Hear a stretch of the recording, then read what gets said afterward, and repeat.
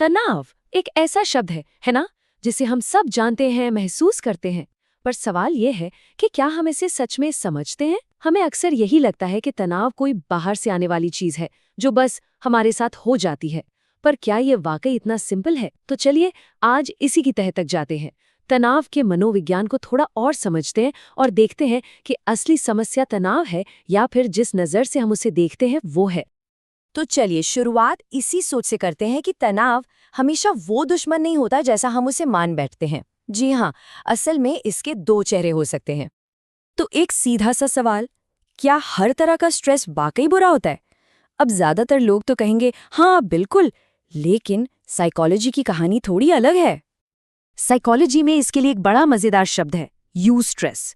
इसका सीधा साधा मतलब है अच्छा वाला स्ट्रेस। हाँ, आपने सही सुना। कुछ स्ट्रेस असल में हमारे लिए अच्छा होता है, हमें मोटिवेट करता है। सोचिए, किसी बड़ी प्रेजेंटेशन से पहले जो पेट में हल्की सी गुड़गुड़ होती है, वही तो है जो हमें जगाए रखती है और अपना बेस्ट देने के लिए तैयार करती है। इसे समझने के लिए ना बिजली का उदाहरण एकदम परफेक्ट है। सोचिए, स्ट्रेस बिजली की तरह है। सही मात्रा में हो तो एनर्जी देता है, फोकस करने में मदद करता है। लेकिन अगर करंट बहुत ज्यादा हो जाए तो फ्यूज उड़ जाता है ना। बस हमारे सिस्टम के साथ भी कुछ ऐसा ही होता है। ठीक है, ये सब बातें सुनने में तो अच्छी लगती हैं, पर असल जिंदगी में इसका क्या मतलब है? ये होता कैसे है? चलिए इसे एक कहानी से समझते हैं। चलिए राज से मिलते हैं। कल सुबह राज का फाइनल एग्जाम है और वो जबरदस्त टेंशन में है। उसका दिल जोर जोर से धड़क रहा है, हाथ पसीने से भीगे हुए हैं। और जैसे ही वो क्वेश्चन पेपर खोलता है, दिमाग एकदम ब्लैंक। ये जो फीलिंग है ना, ये शारीरिक और मानसिक तनाव की फीलिंग। इससे हम में से ज्यादातर लोग कभी ना कभी गुजरे हैं। तो आखिर राज के साथ हो क्या रहा है? इसे समझने के लिए ये मॉडल देखिए।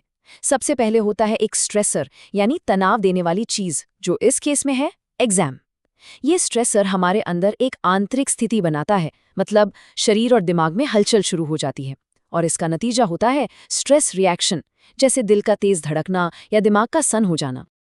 और अब आते हैं इस पूरी बातचीत के सबसे सबसे जरूरी हिस्से पर। वो ये है कि तनाव असल में उस घटना में नहीं होता, बल्कि इस बात में होता है कि हम उस घटना को देखते कैसे हैं, उससे समझते कैसे हैं। इसे समझने के लिए क्रिकेट से बेहतर उदाहरण क्या होगा? सोचिए, एक तेज गेंदबाज बॉल डाल रहा है। सामने है एक ओपनिंग बैट्समैन। उसके लिए वो गेंद क्या है? एक रोमांचक चुनौती, रन बनाने का एक मौका। अब उसी गेंदबाज का सामना कर रहा है नंबर 11 का बल्लेबाज। उसके लिए वही गेंद क्या है? एक भयानक खतरा। देखिए, गेंद वही है, गेंदबाज वही है, लेकिन नजरिया एकदम अलग। और बस इसी नजरिए ने उनके पूरे एक्सपीरियंस को बदल कर रख दिया। और हाँ, ये सिर्फ कोई कही सुनी बात नहीं है। साइकोलॉजिस्ट रिचर्ड लैज़रस ने इस पर बाकायदा एक थ्योरी दी है। उनका कहना था कि स्ट्रेस का असली सोर्स वो घटना नहीं, बल्कि हमारा इवैल्यूएशन है। मतलब हम सिचुएशन की डिमांड को कैसे देखते हैं और फिर ये कैसे आंकते हैं कि हमारे पास उससे निपटने की काबिलियत है या नहीं। बस यही सोच तय करती है कि हमें स्ट्रेस होगा या नहीं। लेज़ारस की इस थ्योरी को हम दो आसान स्टेप्स में समझ सकते हैं। पहला है प्राइमरी अप्रेजल या प्राथमिक मूल्यांकन। इसमें हम खुद से पूछते हैं, ठीक है, ये जो हो रहा है ये क्या है? क्या ये कोई खतरा है, कोई नुकसान है या एक चैलेंज है? फिर आता है दूसरा स्टेप, सेकेंडरी अप्रेजल। यहाँ हम खुद को तौलते हैं, क्या मेरे पास इससे निपटने के लिए साधन है, हिम्मत है, स्किल्स हैं? इन्हीं दो सवालों के जवाब मिलकर तय करते हैं कि हम कितना स्ट्रेस महसूस करेंगे। तो सवाल ये उठता है कि क्या चीज़ तय करती है कि हम एक ओपनिंग बैट्समैन की तरह सोचेंगे या फिर नंबर 11 वाले बल्लेबाज की तरह? चलिए अब उन फैक्टर्स को देखते हैं जो हमारे इस नज़रिए को बनाते हैं। अब ये मॉडल हो सकता है पहली नज़र में थोड़ा कॉम्प्लिकेटेड लगे, पर घबराइए मत। असल में ये 3 मेन हिस्सों में बटा हुआ है। चलिए एक एक करके इन्हें समझते हैं। तो मॉडल का पहला हिस्सा है स्ट्रेसर्स, यानी वो चीज़ें जो तनाव पैदा करती हैं। ये कुछ भी हो सकती हैं, बाहरी या अंदरूनी। ये फिजिकल हो सकती हैं, जैसे बहुत ज़्यादा शोर शराबा। साइकोलॉजिकल हो सकती हैं, जैसे काम की डेडलाइन या किसी दोस्त से झगड़ा।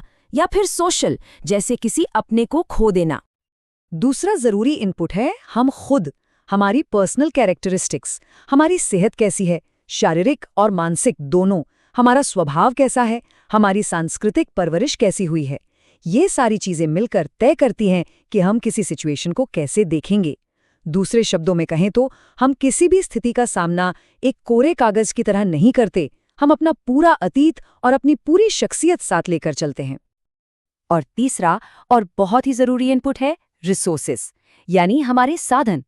इसमें पैसों जैसी फिजिकल चीजें भी आती हैं, हमारी स्किल्स जैसी पर्सनल चीजें भी, और हमारे दोस्त परिवार जैसा सोशल सपोर्ट भी।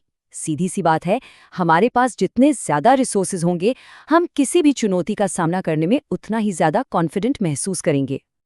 तो जब हम इन सारी चीजों को, स्ट्रेसर्स, हमारी पर्सनालिटी और हमारे रिसोर्सेज, इन सबको एक साथ रखकर देखते हैं, तो हमें जिंदगी की चुनौतियों को देखने का एक बिल्कुल नया तरीका मिलता है। देखिए, जब हमारा दिमाग किसी सिचुएशन को स्ट्रेसफुल मान लेता है, तो हमारा रिएक्शन 4 लेवल पर हो सकता है। एक तो है शारीरिक, जैसा राज के साथ हुआ, दिल तेजी से धड़कने लगा। दूसरा है व्यवहारिक, यानी हम उस समस्या से कैसे निपटते हैं।